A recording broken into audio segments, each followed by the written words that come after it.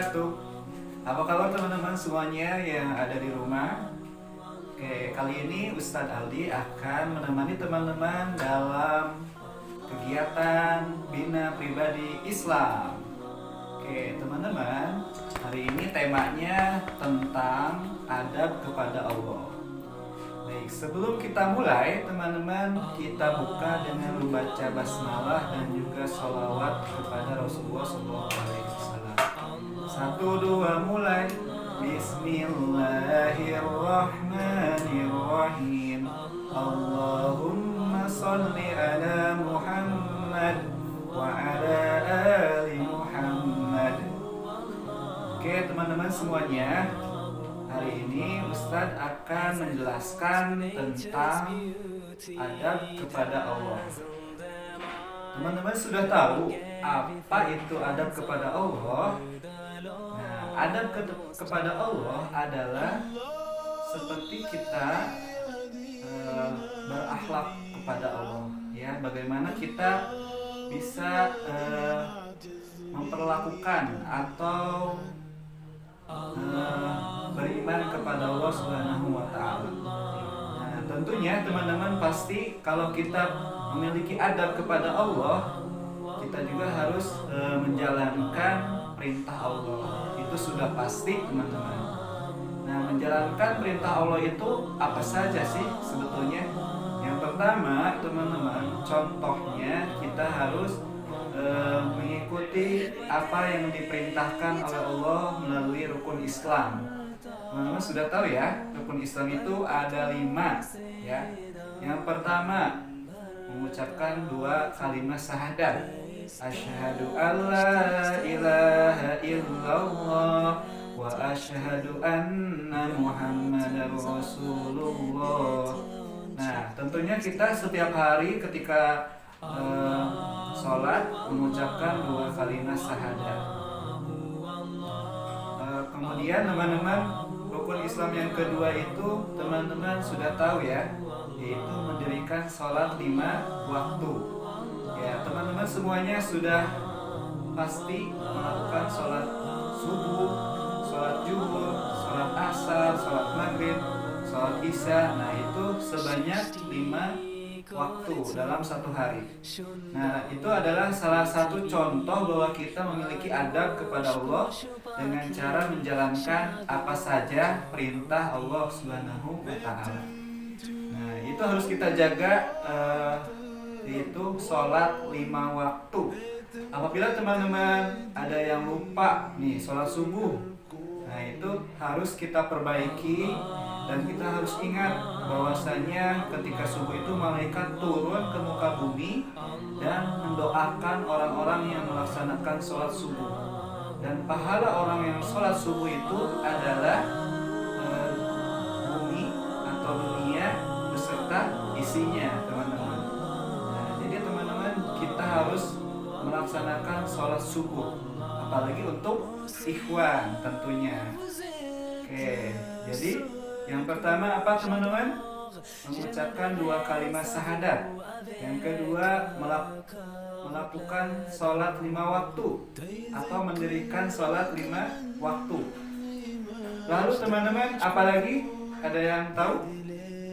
Nah, rukun Islam yang ketiga, teman-teman masih ingat? Yaitu ya, mengeluarkan zakat, teman-teman. Jadi kita harus mengeluarkan zakat. Dulu teman-teman sudah melakukan zakat fitrah, ya, fitrah ketika bulan suci Ramadan. Ya, itu teman-teman ya. Zakat itu kita harus keluarkan, karena ketika tidak dikeluarkan, maka kita tidak diberkahi oleh Allah Subhanahu wa Ta'ala.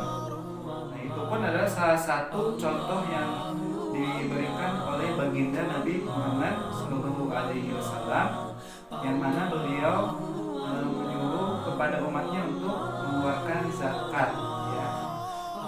Zakat itu tujuannya untuk membersihkan diri kita dari segala macam kotoran atau penyakit-penyakit, ya.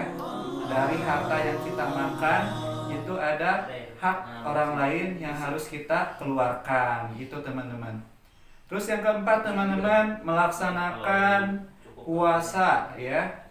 Puasa apa? Puasa Ramadan. Nah, ini puasa ini adalah salah satu bentuk bahwa kita itu memiliki adab kepada Allah Subhanahu wa taala. Ketika kita berpuasa, maka Allah akan dekat kepada kita. Dan pahala orang yang berpuasa hanya Allah yang Maha tahu. Jadi orang yang lain tidak tahu pahala orang yang berpuasa itu apakah seperti gunung Uhud, tidak ada yang tahu, ya. Hanya Allah yang tahu pahala orang yang berpuasa. Nah, terus yang kelima nih rukun Islam itu adalah pergi ke Baitullah atau ke tanah suci Mekah. Nah, mungkin orang tua teman-teman yang sudah niat dalam hati untuk pergi ke tanah suci Mekah, ternyata di tahun ini tidak bisa pergi ke tanah suci Mekah karena dalam kondisi yang tidak bisa berangkat ke tanah suci Mekah. Nah, itu kita harus bersabar, berlapang dada. Mudah-mudahan dari niat kita ini sudah dicatat oleh Allah sebagai amalan atau bukti bahwa kita sudah menjalankan perintah Allah Subhanahu wa taala. Nah, itu teman-teman ya. Ada rukun Islam tadi adalah salah satu contoh bahwa kita menjalankan perintah Allah. Terus yang berikutnya teman-teman juga harus beriman kepada Allah Subhanahu wa taala. Artinya percaya bahwasanya setiap apa yang kita lakukan itu dilihat oleh Allah Subhanahu wa taala. Kita melakukan kebaikan, Allah Maha melihat. Kita melakukan keburukan, Allah juga Maha melihat. Tidak ada sedikit pun makhluk yang ada di muka bumi ini luput dari pengawasan Allah Subhanahu wa taala. Jadi kita tidak boleh ketika berbohong, orang-orang nggak tahu, padahal ada yang Maha tahu. Ketika kita berbohong itu ada yang Maha tahu, yaitu Allah Subhanahu wa taala. Jadi teman-teman tidak boleh berbohong nih, ya, karena tidak bisa kita sembunyikan apapun dari Allah Subhanahu wa taala. Ya, itulah bukti yang kedua, yaitu kita beriman kepada Allah Subhanahu wa taala. Ketika ramai atau ketika dalam keadaan sepi, kita harus tetap yakin bahwa Allah Maha mengawasi kita, Allah Maha melihat apa yang kita lakukan. Begitu teman-teman ya.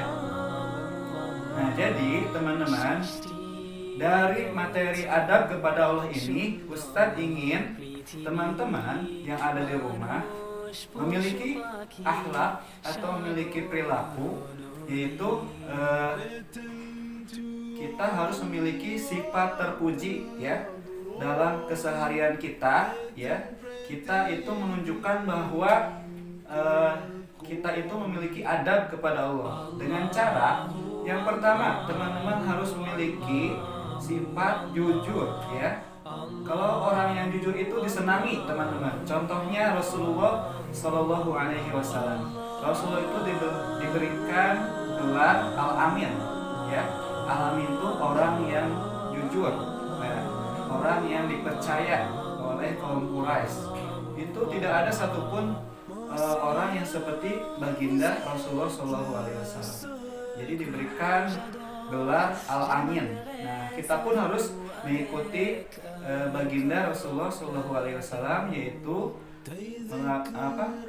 melakukan perilaku jujur, seperti itu teman-teman. Jujur dalam keadaan apapun teman-teman ya. Ketika sedang ulangan, ketika berbicara kepada orang tua, itu kita harus jujur. Tidak boleh kita bohong, ya. Kemudian teman-teman, kita diberikan tugas nih sama guru, ya, sama orang tua. Kita harus ada sifat tanggung jawab, teman-teman. Tidak boleh ketika dikasih tugas oleh gurunya, nanti deh aku mau main game dulu, nanti deh tugasnya aku kerjain kalau aku sudah mau. Nah, kalau misalkan teman-teman gak mau, gimana? Tugasnya nggak akan selesai, ya. Itu adalah salah satu bukti bahwa kita memiliki sifat atau perilaku terpuji, ya, yaitu tanggung jawab. Yang ketiga, teman-teman harus memiliki sifat semangat untuk belajar, ya. Kita harus melihat bahwa dulu Nabi atau sahabat-sahabatnya itu memiliki semangat yang luar biasa untuk belajar. Tidak ada keterbatasan, ya. Dulu itu ada namanya taun, ya. Taun itu seperti hanya kita rasakan hari ini, yaitu wabah penyakit yang dahsyat, yang luar biasa, sehingga sahabat-sahabat Nabi itu tidak bisa beraktivitas seperti biasanya karena banyak sekali penyakit-penyakit yang menular, ya. Namun ketika itu ada sahabat Rasul yang tetap belajar, yang tetap semangat, ya, dan tidak putus asa, seperti itu teman-teman. Nah, jadi kita harus melihat sahabat-sahabat Rasul ketika diberikan ujian dengan cara terus semangat dan tidak pernah putus asa, seperti itu teman-teman, ya. Jadi itulah bukti bahwa kita memiliki adab kepada Allah Subhanahu wa taala. Kemudian Ustaz mau menambahkan satu hal lagi, bahwasanya ketika kita memiliki adab kepada Allah, otomatis teman-teman juga memiliki adab kepada orang tua, memiliki adab kepada guru.